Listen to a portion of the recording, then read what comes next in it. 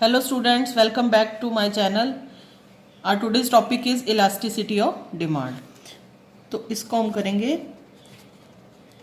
elasticity of demand refers to the percentage change in demand for a commodity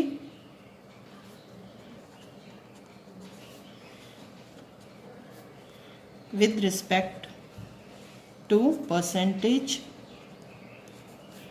change in any of the factors affecting demand for that commodity.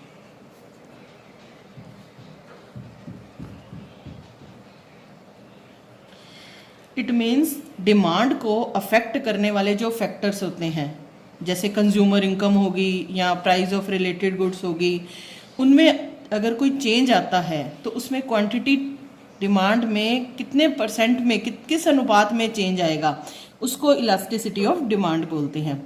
जैसे हमने last video में law of demand देखा था, उसमें क्या था कि price बढ़ेगा तो हमारी क्वांटिटी डिमांड कम हो जाएगी, और अगर हमारा प्राइस कम होगा तो क्वांटिटी डिमांड हमारी बढ़ जाएगी. इट मीन्स प्राइस और डिमांड में नेगेटिव रिलेशनशिप है, लेकिन हमने उसमें ये नहीं देखा था कि कितना चेंज आएगा, कितनी मात्रा में चेंज आएगा. अगर प्राइस बढ़ रहा है तो क्वांटिटी डिमांड में कितना परसेंट चेंज आएगा, कितनी मात्रा में चेंज आएगा, उसको बोला जाता है इलास्टिसिटी ऑफ डिमांड. तो ये इलास्टिसिटी ऑफ डिमांड जो है वो 3 टाइप की होती है. Elasticity of demand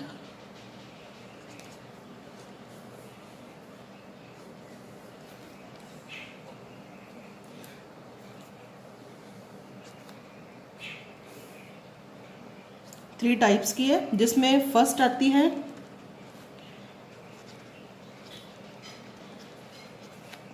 price elasticity of demand.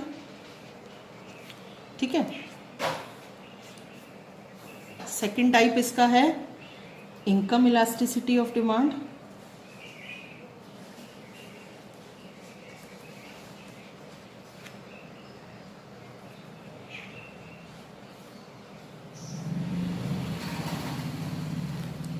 And third is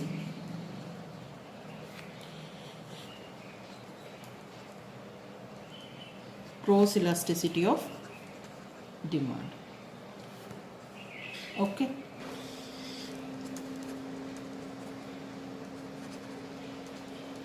price elasticity of demand. ठीक है.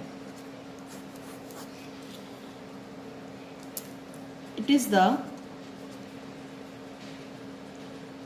Measurement of change in quantity demand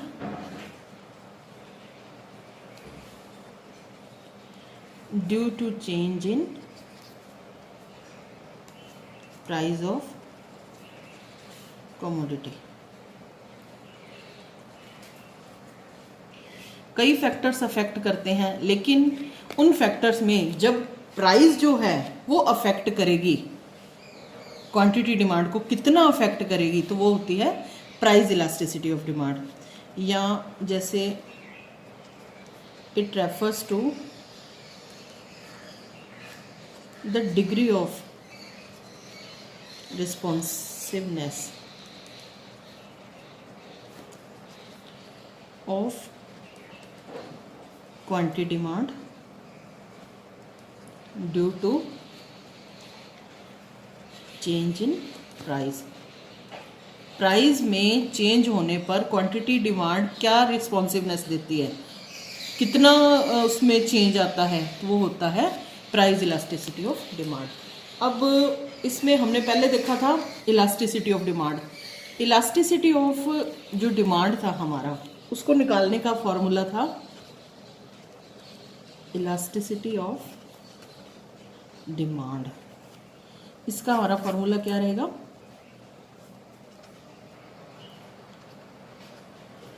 percentage change in quantity demand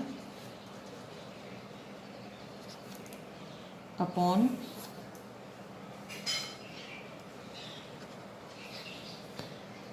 percentage change in a factor affecting the demand। ठीक है। Measurement of price elasticity of demand, मतलब price elasticity of demand को major करने के 3 method हैं, जिसमें first method आता है परसेंटेज मेथड,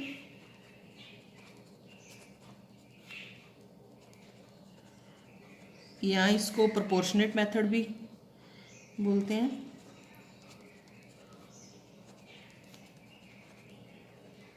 या इसको फ्लक्स मेथड।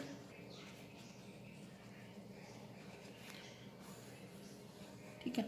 इसमें सेकंड मेथड आता है टोटल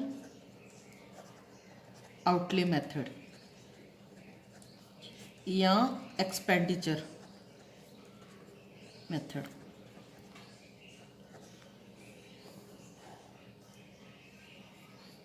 और थर्ड है इसमें पॉइंट मेथड और ज्योमेट्रिकल मेथड।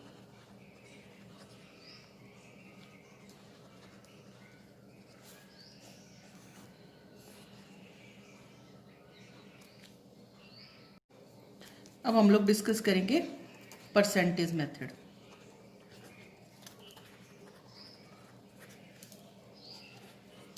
इसका फॉर्मूला है delta Q.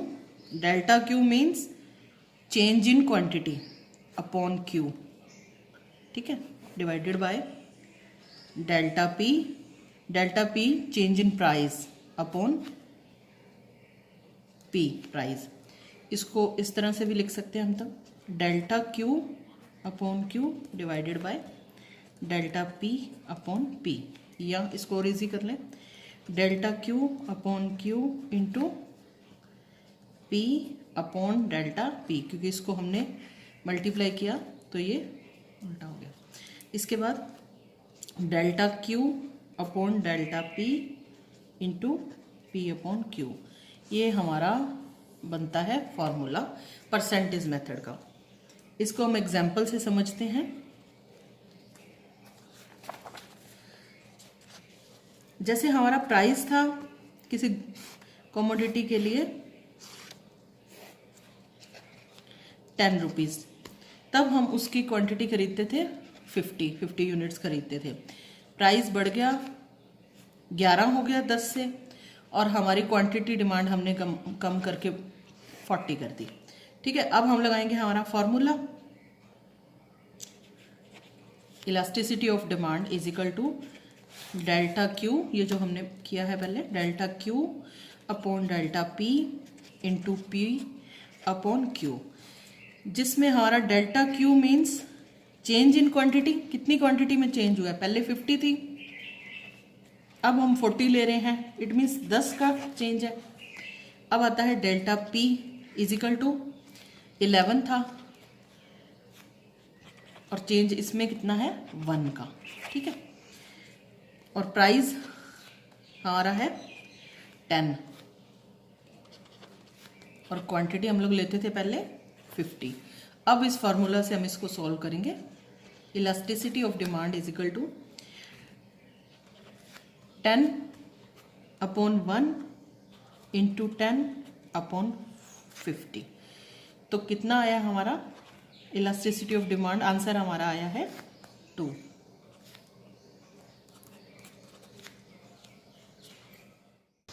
That's it for today.